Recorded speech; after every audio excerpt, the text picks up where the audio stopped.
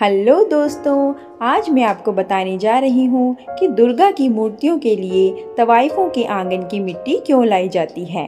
इसके पीछे कई कहानियाँ हैं, तो आइए कहानियों की शुरुआत करते हैं। पर कहानियाँ सुनने के पहले कृपया वीडियो को लाइक, शेयर और चैनल को सब्सक्राइब करना न भूलें। भारत सदा से ही शक्ति उपासक लोगों की भूमि रही है। हम सभी शक्तिशाली जीवनदायिनी चीजों में माँ अर्थात सृजन करने वाली की छवि देखते हैं। इन सभी जीवन देने वाली, उन्हें सींचने वाली शक्तियों के प्रति आदर और पूजा की भाव से ही दुर्गा पूजा की जाती है। सितंबर अक्टूबर के महीने में देश भर में जगत जननी माँ शक्ति दुर्गा की पूजा लगातार 9 दिनों तक की जाती है, जिसे नवरात्र या कहीं कहीं दशमी भी कहा जाता है। पूजा के 10वें दिन विजयदशमी मनाई जाती है। अभी दुर्गा पूजा कुछ ही दिनों में होने को है और इसको लेकर देश के विभिन्न भागों में तैयारियां चल रही हैं। इनमें दुर्गा माता की प्रतिमा बेहतर से बेहतर बनाने के प्रयास हो रहे हैं।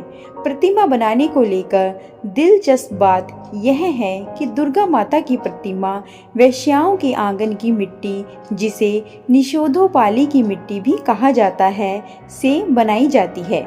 बता दें कि निषोधोपाली उस इलाके को कहते हैं जो कि अशुद्ध माना जाता है और जहां जाना वर्जित होता है। जानकारी हो कि प्रतिमा बनाने में वैशाल्य की मिट्टी के अलावा गंगा तट की मिट्टी, गौमूत्र और गोबर का भी इस्तेमाल किया जाता है। इस अजीब परंपरा की जड़ें कहाँ हैं? आप जानते हैं कि कोलकाता में बड़े जोर शोर से दुर्गा पूजा मनाई जाती है। विश्व भर में दुर्गा प्रतिमा बनाने का सबसे ज़्यादा काम अगर कहीं होता है तो वो है उत्तर कोलकाता स्थित कुमारटुली। यहाँ के कारीगर माता की मूर्तियों को बनाकर दुनिया भर में भेजते हैं। मूर्ति बनाने की मात्रा को आप इसी से समझ सकते हैं कि पूरा एक क्षेत्र कारीगरों से भरा हुआ है, जो कि साल भर दुर्गा प्रतिमा बनाने में जुटे रहते हैं। बाकी के खाली समय में वे अन्य देवी देवताओं की प्रतिमा भी बनाते हैं। कुमारटुली देश विदेश में इतना प्रसिद्ध है कि वहाँ रोज आपको विदेशी सैलानी टहलते मिल जाते हैं। वे कारीगरों की कलाकारी या बारीकियों के बारे में जानने आते हैं। वेश्याओं के आंगन की मिट्टी से प्रतिमा बनाने की जड़ें कोलकाता के इसी कुमारटोली से जुड़ी हैं। कुमारटोली से कुछ ही दूरी पर एशिया का सबसे बड़ा रेड लाइट एरिया सोनागाछी पड़ता है।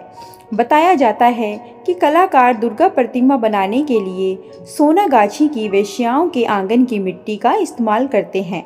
ये एक प्रकार से एक परंपरा बन चुकी है और इस मिट्टी की मांग दूसरे शहरों में भी है, जहां दुर्गा माता की प्रतिमा बनाई जाती है। लिहाजा अब ये पैकेट में मिलने लगी है। पूजा सामग्री वाली दुकानों में इस मिट्टी को बिकते देखा जा सकता है। आपको ये परंपरा जरूर कुछ अजीब लगती होगी, तो आइए दोस्तों इस अजीब प्रथा के शुरू होने की वजह पर नज़र डालते हैं।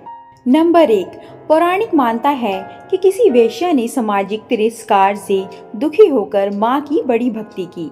माता ने प्रसन्न होकर उसे इस पीड़ा से बाहर निकाला और कहा जाता है कि उनकी प्रतिमा जब तक किसी वेश्या के आंगन की मिट्टी से नहीं बनाई जाएगी तब तक पूजा अधूरी मानी जाएगी। तभी से इस परंपरा की शुरुआत हुई और एक समरसता का माहौल बनने लगा। नंबर 2, इस प्रथा को सामाजिक समानता और प्रेम के रूप में माना जा सकता है। आमतौर पर वेश्या और वेश्यालियों को अपवित्र माना जाता है और इन्हें बुरी नज़र से देखा जाता है। लिहाजा समाज के ऐसे वर्गों को भी पूजा जैसे पावन काम में सम्मान शामिल करने के लिए प्रतिमा निर्माण से ही इनकी भागीदारी सुनिश्चित की जाती है।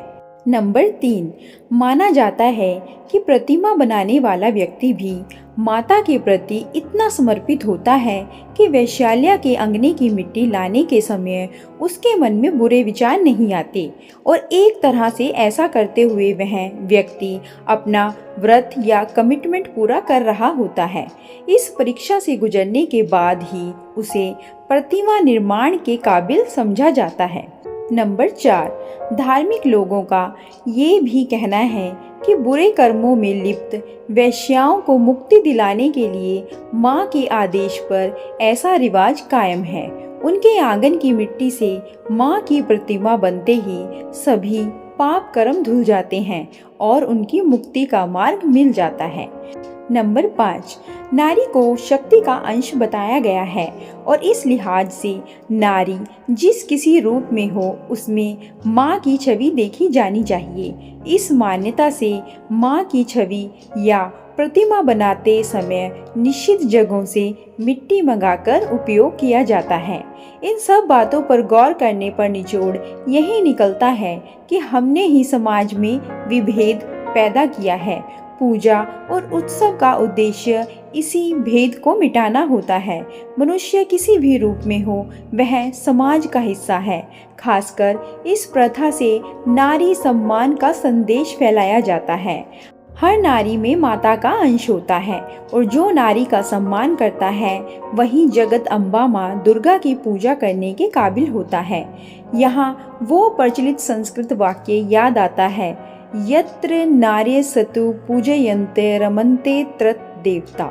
जहाँ नारियों का सम्मान होता है, उन्हें पूजा जाता है, वहाँ देवताओं का निवास होता है। ये प्रथा भले ही सुनने में अजीब लगे, लेकिन इसके अनेक मायने निकलते हैं और इससे हमारे समाज में असल उद्देश्य का पता चलता है। हमारी पुरातन संस्कृति हमेशा से ही सबको लेकर चलने की शिक्षा देती है, जिससे आज हम कहीं भूलते जा रहे हैं। बताते चलें कि बंगाल की ये प्रथा अब पूरे देश में फैलती जा रही है। देश विदेश में फैले बंगाली समुदाय के अलावा अन्य समाज में भी प्रतिमा निर्माण के समय इस रिवाज का ध्यान रखा जाता है। तो दोस्तों, यह जानकारी कैसी लगी? अगर जानकारी अच्छी लगी हो तो कमेंट कर ज़रूर बताएं और ऐसी और जानकारियों के लिए कृपया वीडियो को लाइक, शेयर और चैनल को सब्सक्राइब करना ना भूलें। धन्यवाद।